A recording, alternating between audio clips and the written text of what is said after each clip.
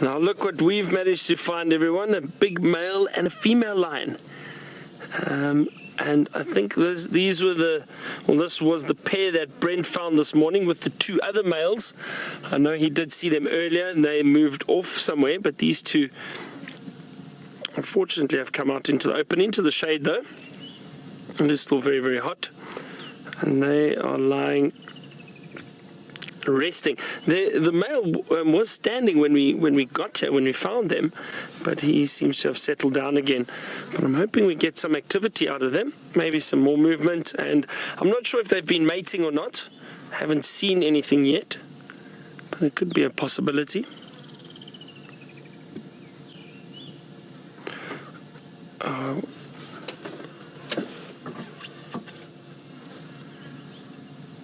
I see something interesting running around, and it's quite quick, but usually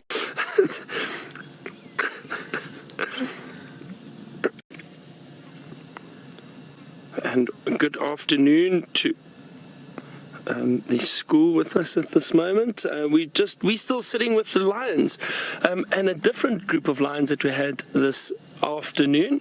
So Windsor Woods, I know you've just joined us, and this is a pair of lions, a big male and a beautiful female that we managed to find not too long ago.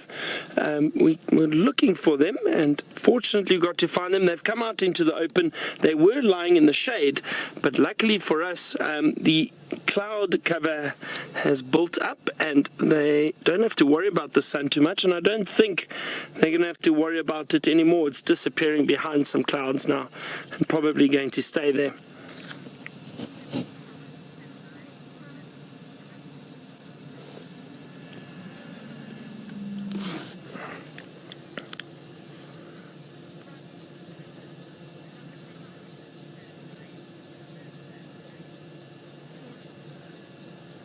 So, Lance, you've asked a question. Now, I think I'm hearing it correctly, that you want to know what happens if the female lion loses her pack. I think that's what the question is.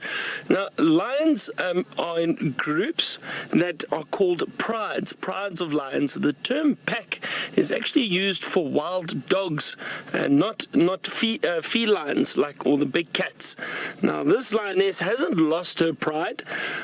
Occasionally what happens is if a male and female are potentially looking to mate, then they will move off away from a pride of lions. And we did see the rest of the family group or the pride earlier on during our safari. We managed to find the rest of them. There's four other females, adult females, and 6 little cubs, but they were lying in a very thick area in some shade and resting. And we actually quite far from where they are, but they will meet up again, Lance. They won't stay away from one another. They will indeed meet up again at some point, probably tonight, we never know, or tomorrow morning. The lions have the ability to cover huge distances, and they will meet up at some point again. They won't stay away or stay apart for very, very long. It's important that they stay together. They rely a lot on the prides. Now, Ryan, you asked how fast a lion can run. So a lion can generally, now we work in meters, but I'll try to work it out for you. A lion can run at about 20 to 22 meters per second if they're charging very, very quickly. So to give you an idea, this distance that we are at, if she got up and ran at us, she would be here within a second, literally a blink of an eye, very, very fast. So they are very fast. If you think of a sprinter, and with the Olympic Games we have Usain Bolt, and he's the fastest man on earth at the moment, holding lots of world records, and he runs 100 meters in about 9.5 seconds. Now a lion and a lioness, for that matter, would probably run 100 meters, so the same distance, in about 4.5 seconds. 4.5 to 5 seconds. So incredibly fast, almost double the speed of the fastest sprinter.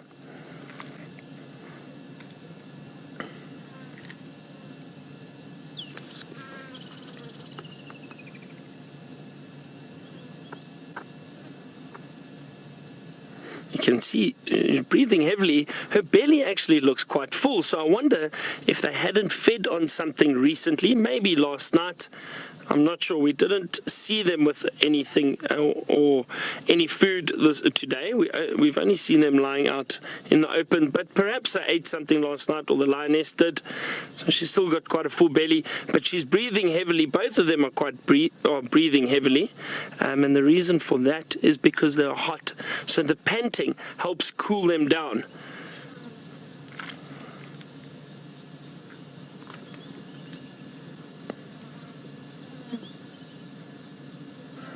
No, the fly is bothering the lioness.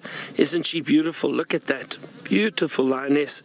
But the flies, these little flies buzzing around at the moment, are called biting flies. And they do bite. And they do, it does sting a little bit, actually, the bite. Feels quite sore, a little pinch. That's the best way to describe it, I would say, is like a little pinch.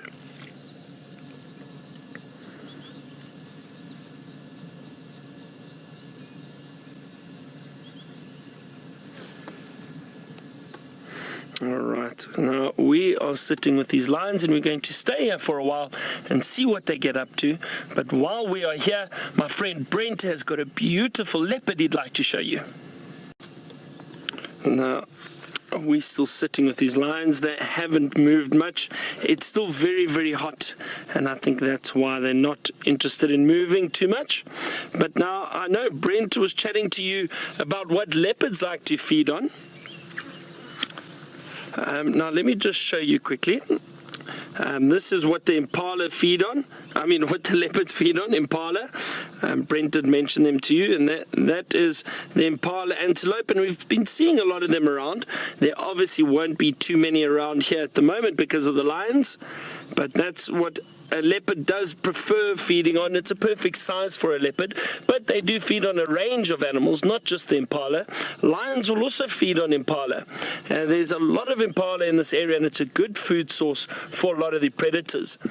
Now, you wanted to know why the lions don't move in the heat, and the reason is Chinsia, I think. Sorry, I hope I'm pronouncing it correctly. And you wanted to know why the lions don't. Or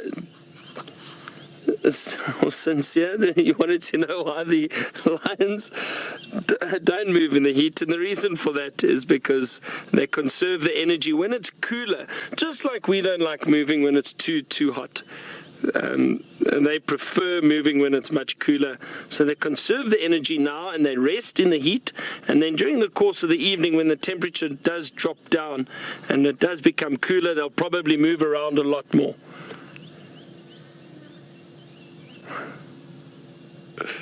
Well, that male seems to be, let's see, he's lifting his head a little bit.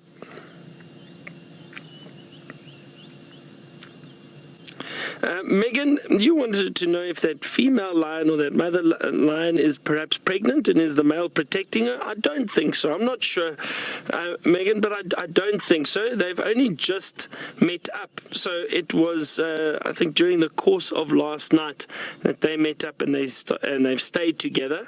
So no, I don't think that is the case at all.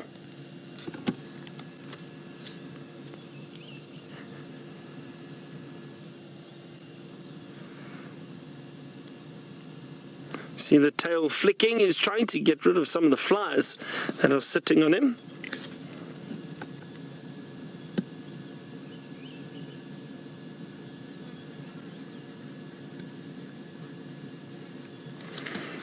Well, Samantha, you've asked an interesting question about whether or not the big cats see in black and white. Now, Samantha, from what I've read, apparently they do. And now people have done studies on the eyes of the lions and of predators, and what they found is that it depends. Now this gets a little bit complicated, but inside our eyes too, we've got something called rods and cones, and that determines our depth of perception and also the colors that we see. Same with these lions, and apparently they've done studies that shows the number of rods and cones in their eyes affects their eyesight slightly. Their eyesight is very, very good, but the color spectrum isn't as good as ours, and they do tend to see in shades of black and white.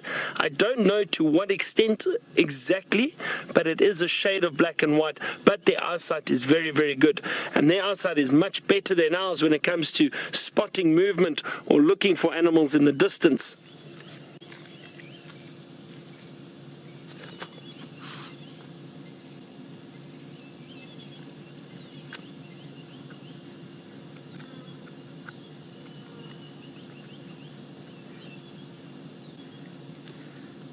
I was hoping this male would turn around and face us. There we go. There's a beautiful face. Oh, look at that. Isn't he magnificent? Those beautiful brown eyes, like a sandy brown. We call that a tawny color almost. That's the color of the lion. It's known as a tawny or sandy brown, golden brown. Now, Ryan, you wanted to know what the flies look like in Africa. Now, Ryan, I can't answer that, and I'll tell you why. Because we've got so many different species of flies. There are many, many different types of flies in Africa, and they all look slightly different. They look pretty similar to some of the flies that you have in America. But some of them are also very, very colorful, and they've got different colors, so it's difficult to say exactly which ones because there are so many different types out here. I'm just watching this male. At least he's got his head up a little bit. Oh, look, the female's rolling over. Probably just getting hot and a bit uncomfortable.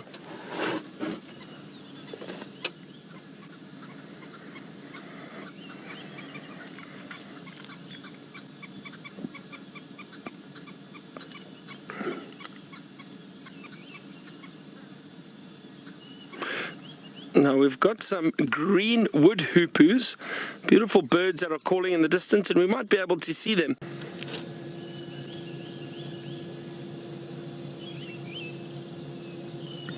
Now, Alan, you wanted to know if all the male lions have manes, and yes, Alan, they generally do.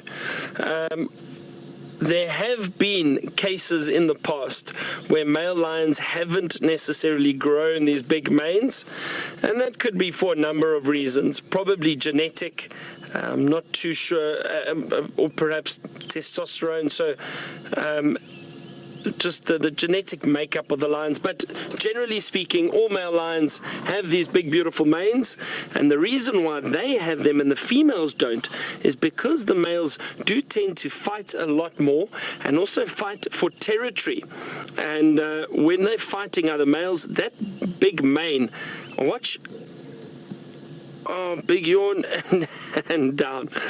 Now that big mane, that very thick hair around the head and the neck helps protect them. So if they are fighting and they get bitten around the head or the neck, it helps protect them so they don't cause any serious injury to one another.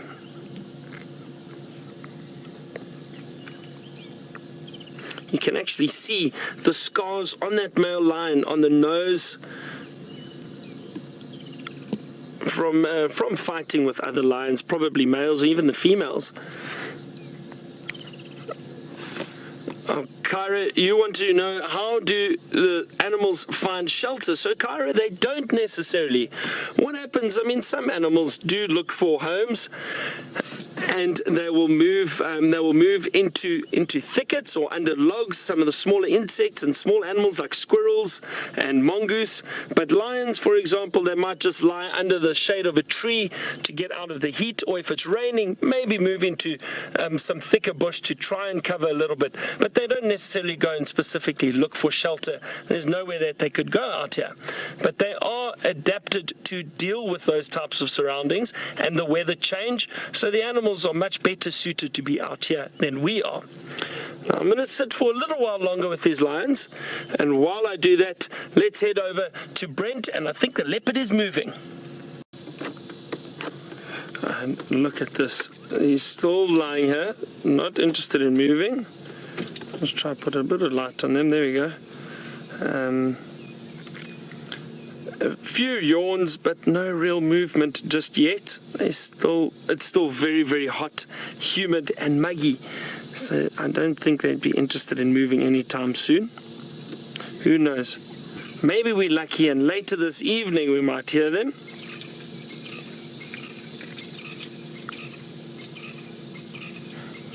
Ryan, you've asked, in ancient times was there a lot of hunting in Africa? There was indeed.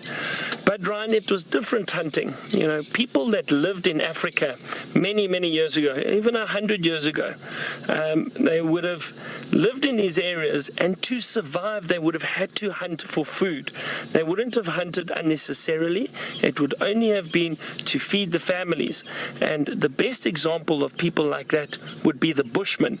Now the Bushmen were found in areas up kind of the northern part of South Africa into Botswana and the northwest towards the Kalahari Desert. Now those Bushmen would specifically hunt and find food out in the bush. They would live off the land, but they were very clever. They were always very respectful of wildlife and of nature, and they would only hunt for what they needed. They would never hunt more, because they felt that if they hunted more, they would kill out the animals that they survived off of. So they're very respectful, and they would only hunt what they needed. But there was definitely a lot of hunting in this area.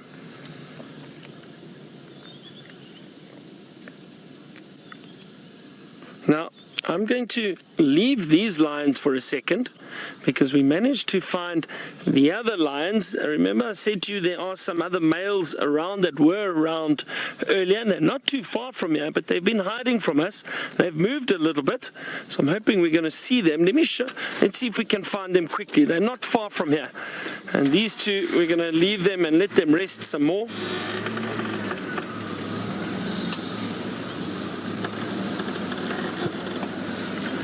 Here we go, and these ones, looks like this male, the one male has got his head up. Let's see, where's the other one? I only see the one now.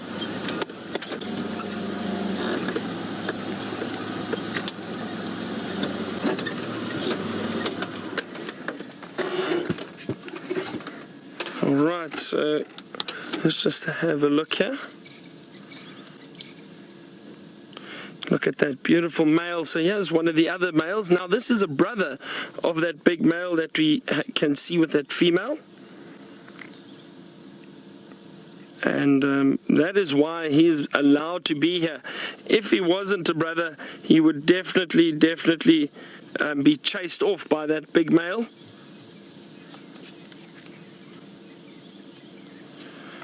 Alright, so goodbye to Windsor Woods Elementary. I hope you've had a wonderful afternoon with us and that you've learned something. It was great to have you, and we'll hopefully see you soon again on Safari Live. Goodbye, everyone.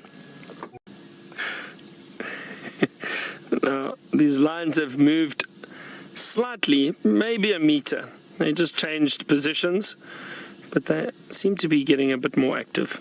And let's see, so we had that other male not far off, but he just kind of laying in the drainage line not far from these two, and these two moved again, so I thought let's come back to them and see what they get up to.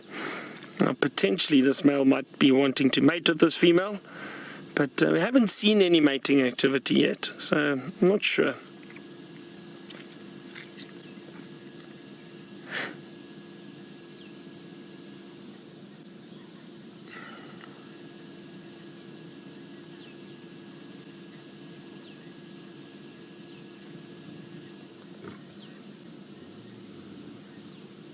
Let's just listen here quickly. Listen. Now this male is growling.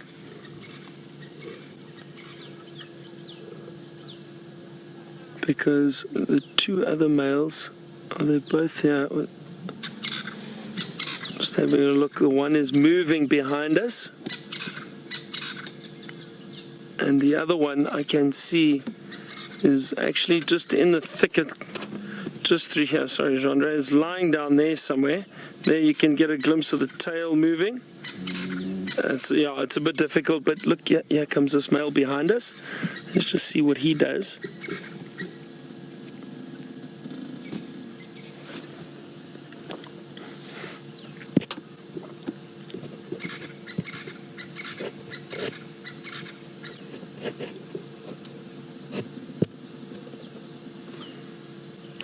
Malakita, you wanted to know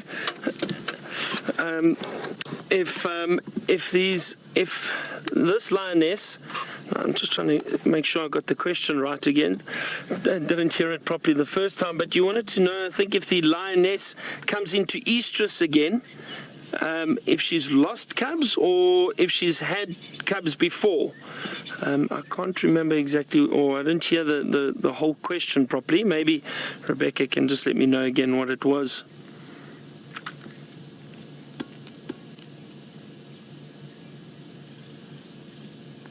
Okay, so Malakita, you wanted to know, will the lioness come into estrus or into season before those cubs leave the pride? Now remember, we've spoken about this a few times before.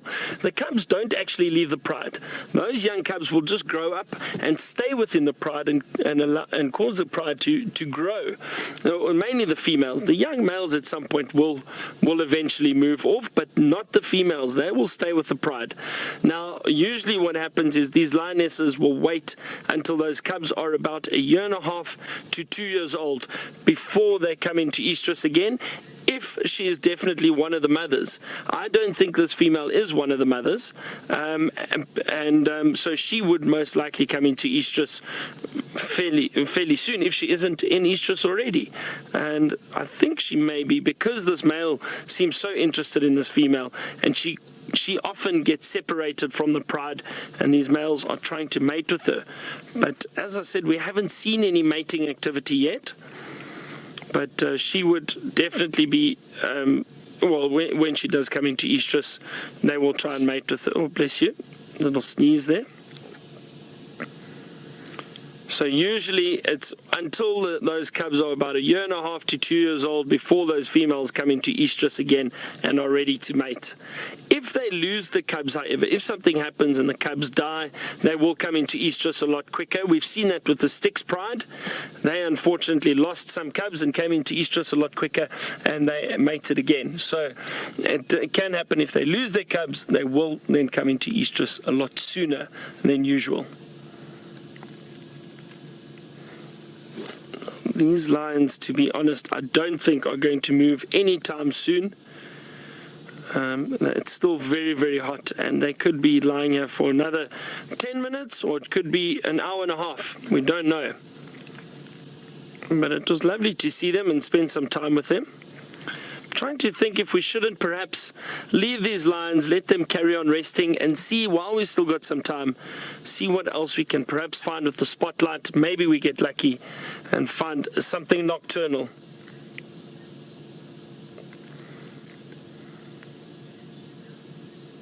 So I think let's do that. We've got a few minutes. Let's just see what else we can find. Maybe we get lucky and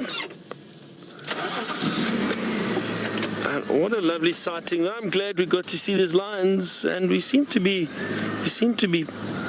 surrounded by lions, and I'll show you what. Hang on. There's a big male lion lying behind me, so this could get interesting. Maybe I'm not going anywhere just yet.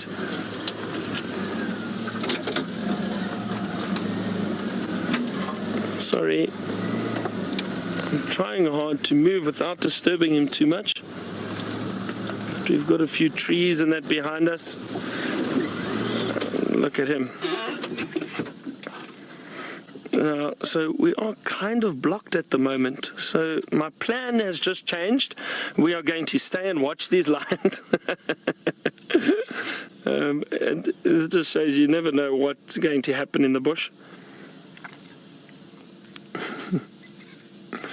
All right, it sounds like Brent has managed to get out of that thick bush where he followed Karula into. Let's head back to him and see what he's up to. Been able to move, but that's all right. We'll sit here a little bit longer. Maybe these lions decide to move. And sure, there's a yawn, a beautiful, beautiful yawn. That's a good sign that they potentially may decide to move. And let's see what happens. But as Brent said, it's been a scorcher of a sunset safari. Very, very hot this afternoon, and it's still very hot, very humid and muggy. And I see some cloud covers and lightning in the distance. Who knows? Maybe we get another bit of a storm later tonight. That would be wonderful. Cool things down again. Got Sorry, a lot of bugs around here. I'm getting bitten.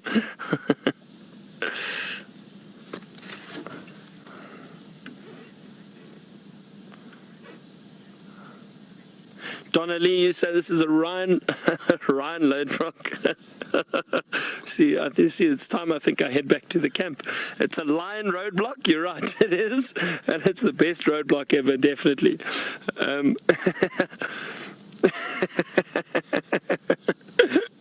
Oh dear, see what the heat does. I think it fries our brains a little bit out here, perhaps. Who knows? But we've had such a wonderful afternoon. I hope you have all enjoyed it with us too. We got to see the Nkuhuma Pride, got to see the two males, 2.5 males. There was another male hiding in the bush, and then the other lioness here. And then Brent obviously had luck with Karula. So it's been a fantastic afternoon safari, or sunset safari. Really, really very fortunate. Just shows you occasionally things can just happen. From times where there's not much going on to cats everywhere. It's been very, very fortunate. And it's nice to have James back, and he'll be back on safari tomorrow morning again. And day 2 on our cat streak. But, as I said, great to have James back. I hope you enjoyed the walk with him earlier. And from Brent, I know said goodbye earlier too. And VM. And it's nice to have Brian back too, and the thumb. But from myself and from Genre, who was on camera with me today, thank you for a wonderful afternoon. I hope you've all enjoyed it. Goodbye, good night.